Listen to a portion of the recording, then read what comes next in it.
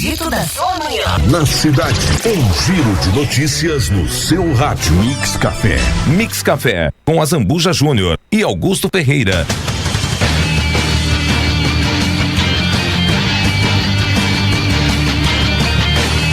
São 9h20, 9h20, estamos retornando com o Mix Café nesta sexta-feira, dia 10 de setembro de 2021. Vem aí agora a entrevista do dia. Augusto. Verdade, hoje nós estamos recebendo aqui com prazer a secretária da Saúde, Zé Leonardo Branco. Bom dia, secretária. Bom dia aos ouvintes, bom dia aos meus queridos amigos aqui. E aí, como é que estamos? Pelo menos estamos um pouco mais tranquilos nesse momento, né? É verdade, tá dando para respirar. Essa última informação, assim, de que a gente tem realmente tido redução do número de casos é algo muito positivo. Né? Nós tínhamos uma certa preocupação porque nós vínhamos nos mantendo com um número novo a cada dia com dificuldade de redução.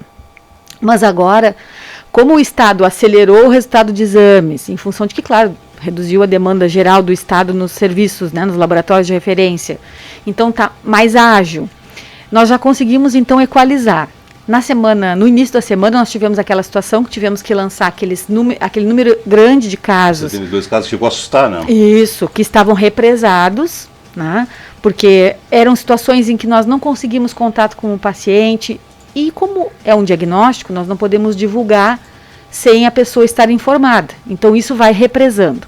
Mas, a partir de agora, não. O número está estável, né? Hoje, no boletim de ontem, né, que a gente está vendo hoje, são 3 casos apenas, né? No anterior, 1 caso. A tendência é agora a gente conseguir realmente acompanhar diariamente o número de casos real, né, do período, e não o acumulativo. Apesar de que o boletim ele tem uma característica de sempre trazer os últimos 14 dias, porque a pessoa está em isolamento, ela tem que cumprir os 14 dias. Então, ela sempre vai aparecer ali durante 14 dias como isolada, né? Então, ele tem vários parâmetros que precisam ser avaliados. Mas, de certa forma, o que mais é importante ali, o número de recuperados, né? Essa redução no número de óbitos, que é bem significativa, e a redução de casos circulantes, porque é isso que vai impactar nos próximos dias, né? Que vai refletir daqui para frente na questão da transmissão. Uma coisa que eu sempre me preocupei em divulgar os dados sempre do boletim é dizer o número de recuperados. E sempre teve, nos últimos dias, por exemplo, nas últimas semanas, aí, o número de recuperados era muito maior, né, do que até os isolados. Então mostra que a vacinação está dando certo.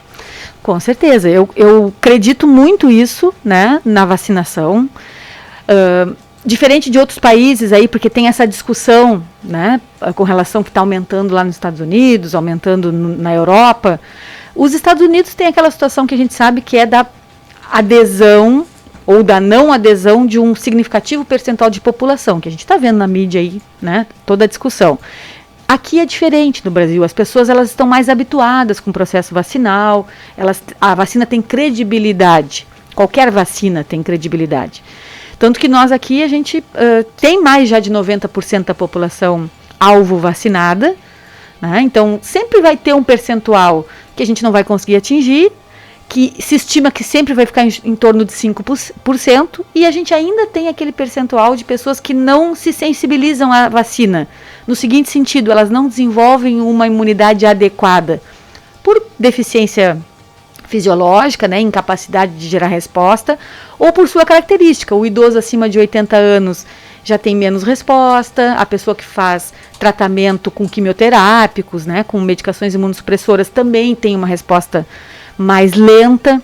Então, tudo isso influencia no comportamento da doença e também na resposta, na capacidade da coletividade de responder à vacina.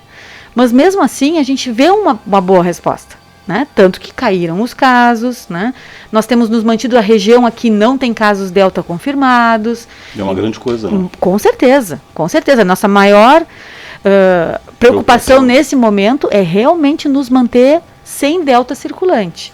Porque se a gente passar por esse período agora, né, com redução de casos, com boa cobertura vacinal, se realmente o Ministério confirmar agora, a partir do dia 15, iniciar a vacinação de adolescentes, né, e em seguida entrar a terceira dose para as pessoas com imunodeficiência, e para as pessoas acima de 70 anos, que é um reforço realmente, porque a gente sabe que a resposta delas é menor, nós com certeza vamos passar o verão aí mais tranquilos, né, Augusto? Porque toda essa questão da gente ficar controlando acesso, controlando eventos, fazendo monitoramento, né, não é para mostrar serviço, não, é realmente para conseguir proteger a saúde da população e a gente poder manter a economia circulando, né, as pessoas podendo frequentar alguns espaços de forma moderada e controlada, e é nisso que a gente vem trabalhando. Bom, agora nós temos aí o acampamento a partir de amanhã e a secretaria está composta, inclusive eu acabei de falar aí sobre isso, né, e vai ter vacinação também, né?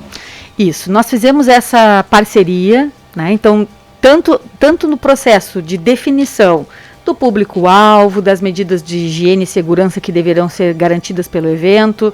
Existe um protocolo, tanto do Estado quanto da região, para a realização desses eventos, né? Foi montado todo o critério atendendo as questões do protocolo. E como forma de realmente facilitar o acesso. Daqui a pouco chega alguém lá, porque uma das medidas que se tomou é solicitar que a pessoa apresente sua carteira vacinal comprovando que tem primeira dose. Né? Segunda dose ainda não é o momento da gente solicitar, porque nós vacinamos aí até os 50 anos, mais ou menos, segunda dose. 50 para baixo realmente não tem como a pessoa, não deu tempo da pessoa fazer, né? Então não tem como a gente cobrar, né? Mas como uma forma até de incentivar as pessoas a fazerem a vacina. Bom, mas aí saiu aquela questão assim, tá, mas eu chego lá no sábado e eu não tenho a minha vacina porque não pude fazer, porque eu estava com Covid, talvez, seja qual for o motivo, né? Onde é que eu vou ir para fazer? Aí nós pensamos nisso. A nossa sala extra do cassino no sábado fica aberta das 9 ao meio-dia, né, fazendo vacina, e depois à tarde, das 16 às 20, a gente coloca a unidade móvel lá em frente à entrada do camping, né, porque aí a pessoa não tem desculpa, então ela só não vai fazer se realmente ela não desejá-lo, né, caso contrário. Domingo, né?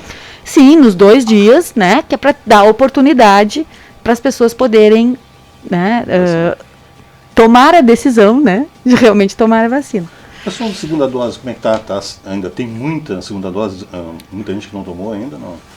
Tem, a gente tem aí uns 40% do público previsto, né? Agora, faltosos que já passou a data e não procuraram, o nosso número é em torno de 9, 10%. Não é um número muito significativo. Alto, né? Não Mas é. O pessoal tem que se conscientizar também, né? Eu sempre digo aqui no programa que quem já tomou a primeira dose, pô, tem que tomar a segunda, né? Senão não vai ficar imunizado, não adianta, né? E vamos aproveitar aqui, né, o teu espaço e a tua grande audiência para ressaltar as pessoas que é normal ter reação vacinal.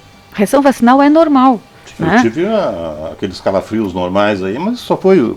Isso, que em 24, o período pós-vacinal de reação é no máximo 48 horas. A média é 24 horas ali que a pessoa fica com aquele mal-estar, dor local no braço, né? Pode ter febre, sensação de dor no corpo, desconforto, mas vai passar, né? Isso é a reação do organismo da pessoa frente a um agente imunizante, isso é normal. Mas claro que a gente entende que as pessoas ficam preocupadas, né? Então eu tenho visto muitas pessoas dizer assim, eu vou tomar vacina só na sexta-feira, porque eu tenho sábado e domingo para me recuperar em casa, porque não quer perder o trabalho. A gente sabe que tem uma série de situações. Então, aproveitar aqui, né, e pedir que as pessoas se organizem então no seu calendário, mas não deixe de ir fazer. Né, porque ela reforça a proteção que a primeira dose trouxe. E também, além de reforçar, ela prolonga o efeito. É a segunda dose que vai nos dar aquela característica de pelo menos 6 a 8 meses de proteção adequada, assim, de taxa alta de proteção. E nós temos as 3 vacinas aí, não tem? Temos as três, Coronavac, Pfizer e AstraZeneca. Não temos tido falta de vacina, né? O Estado tem feito a reposição.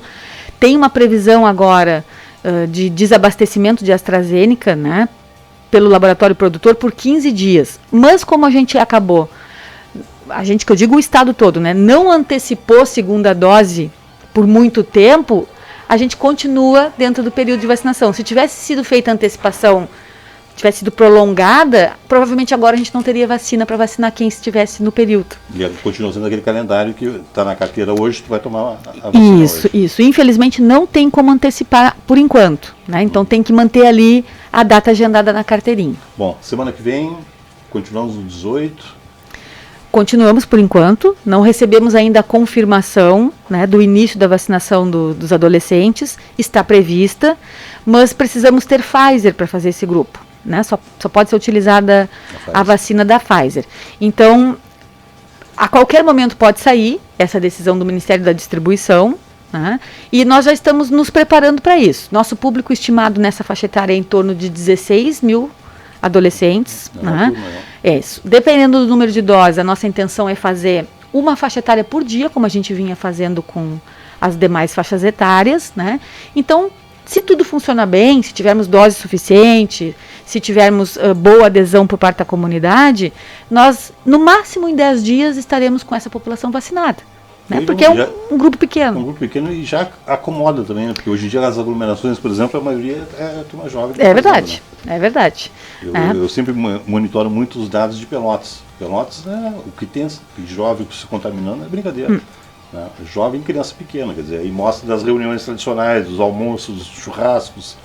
Isso que me assusta cada vez que a gente que é morador no cassino, a gente sabe que daqui a pouco a gente olha na praia, aquele grupinho junto lá de daqui a pouco vai sair um contaminado lá, porque isso chama atenção.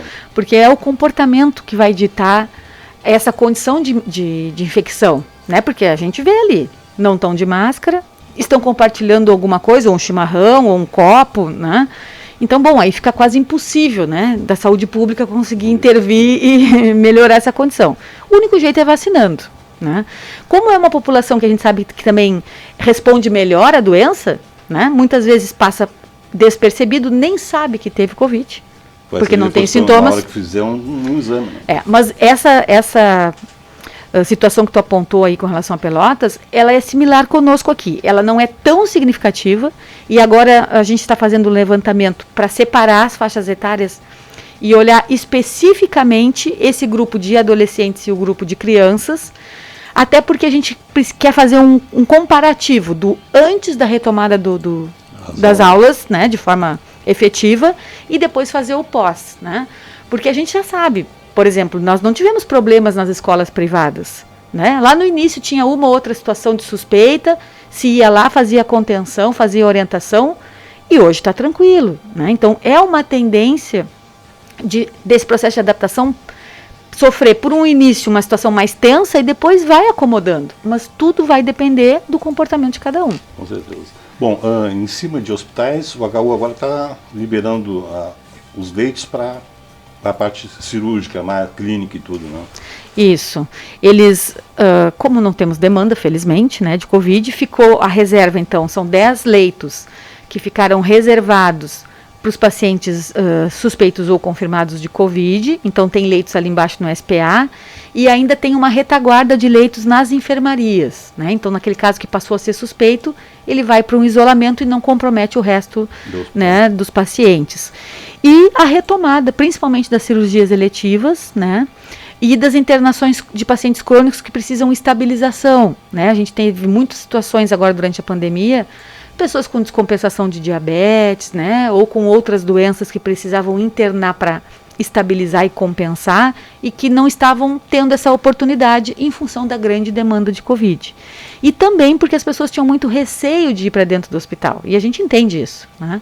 Mas agora a gente precisa buscar esse 1 ano e meio aí que as pessoas ficaram desassistidas, a gente pode usar esse termo, né, porque não conseguiam acessar o serviço, e a gente precisa então retomar isso para poder, ao longo do tempo, a gente vai levar um tempo para conseguir estabilizar essa demanda reprimida, que é bem significativa, né? Mas precisamos começar, não dá para esperar mais. E os 2 hospitais estão nesse processo. Então, de chamar paciente que estava aguardando cirurgia, né? De chamar paciente para avaliação, de retomar exames e consultas especializadas. Então, a gente já está nesse movimento, aproveitando, né? Que nesse momento a Covid não é o nosso foco, no sentido de tratamento e adesão à saúde. Né? Mas não deixou de ser no sentido da prevenção, né? E da promoção de ações preventivas. Uma coisa que o pessoal reclama muito, eu sei que isso aí não é do nosso tempo, né, é a situação da oftalmológica. Né? Verdade. Como é que está o município resolvendo essa situação? Bom, olha, Augusto, a gente só tem 2 formas de resolver. Né? A primeira é a gente dando conta da fila de espera. Que está grande. Que é gigante. Né? Só para ter uma ideia, assim, quando a gente chegou em janeiro, nós tínhamos já uma demanda reprimida, né, em torno de 1.300 pacientes, só cirúrgicos, sem contar aqueles que precisam de avaliação. Se contar o conjunto, 3.500. Então, 1.300 que precisam de consulta. De janeiro até julho, ingressaram novos, em média, 300 pacientes. Então, só esse ano, fora quem já estava na fila. O que a gente vê? Que a gente precisa, então, resolver essa fila de demanda reprimida e também a gente precisa implantar um serviço de continuidade. Agora, não adianta eu implantar um serviço agora. Hoje a gente acessa 20 consultas de catarata em Pinheiro Machado, né, que a gente comprasse mais 20, o município implantasse mais 20. Né, 40, eu vou levar 6 anos para dar conta da fila dos 1.300. E outra coisa, o deslocamento, o custo também é muito mais caro. Claro, também. Então a gente já montou um projeto, né? O prefeito foi a Porto Alegre, conversou diretamente com a secretária Rita, propondo uma ação conjunta do Estado com o município. Então a proposta foi que nós realizemos 1.200 cirurgias de catarata num período de 10 meses, em parceria com o Estado. 120 por mês? Por mês, 120 por mês. Mais as 20 de Pinheiro Machado. Porque aí nessa a gente vai botando a fila atual nessa. Vai diminuindo. Isso. E então os nossos parceiros são a Santa Casa, né, que topou esse desafio da gente buscar essa ação. Claro que a gente precisa buscar recursos financeiros. Nós temos em vista já algum recurso com emenda, né? Nós temos aí 2 vereadores, o vereador Repolinho e o vereador Sargento Rodrigues, que também estão nessa luta, tentando nos auxiliar nesse processo. O município vai entrar com recurso, com aporte financeiro para esse incentivo, e o Estado também. O que nós precisamos hoje aí gira em torno de R$2 milhões para conseguir fazer essa ação.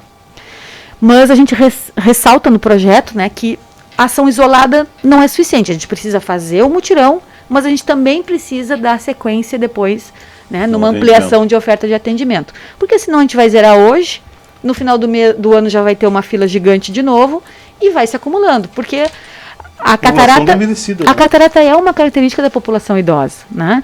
E nós temos cada vez mais uma população crescente nessa faixa etária, acima de 60 anos, né? E é uma patologia fácil de resolver, né? Sob o ponto de vista clínico, né? Ela é uma cirurgia rápida, tranquila, dificilmente dá problema, né? Então, é uma situação realmente que não é algo que vai ser extremamente dispendioso. O problema foi ter recebido uma fila de espera tão grande, né? Mas então a gente entende que essa é a forma mais eficaz de resolver esse problema. Uma ação rápida, 120 cirurgias por mês aí durante 10 meses, e a gente zera a fila que as pessoas estão aguardando desde setembro de 2017. Sim. 4 anos praticamente. Né? Então. Não é fácil. Mas mais alguma informação da secretaria? Sim, nós estamos com as programações, né? O Setembro Amarelo, que é o mês, né? O dia foi dia 10, foi dia... Hoje? É verdade, é hoje. Estou meio perdida no tempo. Até tentei achar alguém para trazer para o programa e acabei não conseguindo. Eu acho que é um tema importante para a gente. Isso, mas a gente pode organizar. Tem o Diogo, que é o coordenador da saúde mental do município, né, que está bem envolvido com a programação. A programação estava prevista do 9 até o dia 28. Então, é praticamente todo mês de ações, né, voltadas para essa questão, né, de prevenção realmente. Temos lives, está tudo ali descrito no nosso site, tem lives que vão acontecer com orientações, discutindo o tema. E o momento que nós estamos vivendo, né? O momento de pandemia ainda piorou mais. Com certeza, afetou a saúde mental das pessoas, né? As unidades vão fazer ações, eles criaram lá uma proposta que é a caixinha do desabafo nas unidades tradicionais, então na Junção, no Parque São Pedro, na Hidráulica, né, porque são unidades que não têm a saúde da família ainda, então tem um processo de trabalho um pouco diferente. A pessoa pode chegar lá, coloca a sua queixa na caixinha, vai fazer a identificação, botar um telefone de contato, para que depois alguém da equipe de saúde mental, a psicóloga, né, o terapeuta vai ligar e vai marcar um horário e chamar aquela pessoa para conversar, porque muitas vezes a pessoa tem vergonha de falar, né, e às vezes escrever é mais fácil. Então, foi uma medida que se adotou. Também nas outras unidades vai ser feita sala de espera, conversa com os usuários, né? Tem uma equipe multiprofissional que dá o suporte. Então, para poder fazer essa identificação, trabalhar o tema, conversar o quanto é importante que um vizinho, um familiar que está vendo que a pessoa está com aquele problema, auxilie ela no sentido de procurar ajuda. Porque quanto mais cedo a gente intervir, melhor vão ser os resultados, né? E também com práticas voltadas para os trabalhadores de saúde. A gente tem tido muitos trabalhadores em sofrimento, né? Em sofrimento mental. Um ano e meio nessa situação, toda essa correria, o pessoal que trabalha nos postos de saúde aí, que atende Covid, por exemplo. Claro, e aquilo vai lá embaixo. Sim, e aquilo, né, Augusto? Eu sou trabalhadora da saúde, né? Então eu passo o meu trabalho, todo momento de trabalho, lidando com situações muito estressantes, né, de doença, e muitas vezes eu chego na minha casa, eu também tenho Covid, tenho vários colegas que perderam seus familiares por Covid, né, porque são seres humanos igual a qualquer outro, né. Então, a gente também fez esse foco, assim, de pensar nos cuidados, e para esses cuidados a gente está trabalhando com as práticas complementares. Que é fundamental, né? Extremamente, e que muitas vezes vão trazer um resultado mais rápido, né, do que a tradicional alopatia, né, mas que é importante, com certeza, mas tem que associar. Ajuda, né, no momento que a pessoa está precisando, tem que associar. Associar, eu acho e fortalecer, né. Tem uma outra ação também esse mês, que é o Setembro Verde. Não é em comemoração à Pátria, verde e amarelo, né? Doação de órgãos, né? Mas é em relação ao Dia Mundial de Doação de Órgãos, que é, se não me engano, é 27 de setembro. Sei que a Mix Café que está sempre participando todos os anos dessa campanha, então a gente já gravou que legal. Do Ops, da Santa Casa, do Cerere, toda isso. Né? Então nós temos uma ação com uma parceria com a Associação dos Transplantados, a OPO, né? A PUC lá em Porto Alegre cedeu a exposição permanente que eles têm sobre doação de órgãos. Nesse momento ela está no Praça Shopping, né? Então vão ter várias atividades. No domingo agora vai ter uma atividade a partir das 4 da tarde lá, vai ter uma equipe nossa também lá, orientando as pessoas sobre vários temas, né? Fazendo também orientação sobre hipertensão, asma, outras causas, também sensibilizando para a questão da doação de órgãos. E essa parceria, o objetivo é que a gente possa fazer essa exposição itinerante, né? Claro que ela é grande, são 15 banners, né? Mas a gente pode colocar alguns. Então a intenção é colocar no saguão da Santa Casa. Isso a Elisângela está agitando, né, que é a presidente da associação, está agitando, é uma pessoa super dedicada, né, e nos sensibilizou nesse sentido, né, que a gente precisa melhorar a captação de órgãos. E agora com a pandemia praticamente quase zerada. Porque foi muito prejudicada pela pandemia, né? Então nós temos várias ações agora ao longo do mês também com relação à captação de órgãos e à divulgação da importância desse processo, né, e sensibilizar a nossa comunidade. Também, eu quero agradecer a tua presença e dizer que o Mix Café está sempre à disposição aí. Eu acho que assunto de saúde sempre é bom, né? Mas quando tem informações positivas, eu acho que é melhor ainda. Né? Com certeza, com certeza. E sempre que necessário, estamos à disposição. Um abraço. Obrigado. Azambuja. Para todos, vocês também. Muito bem, tivemos a entrevista do dia que vai estar na nossa página. Vamos a um breve intervalo, voltamos já. Da sua manhã. Na cidade, um giro de notícias no seu rádio. Mix Café. Mix Café, com Azambuja Júnior e Augusto Ferreira. Restaurante SD, prato feito com salada e suco. Temos a La Minuta. Pedidos e marmitex até às 11 horas. Entrega gratuita no perímetro central. Restaurante SD, Rua Minas Gerais, 417. Aberto de segunda a sábado. WhatsApp para pedidos 981 10 48 89 e 981 12 93.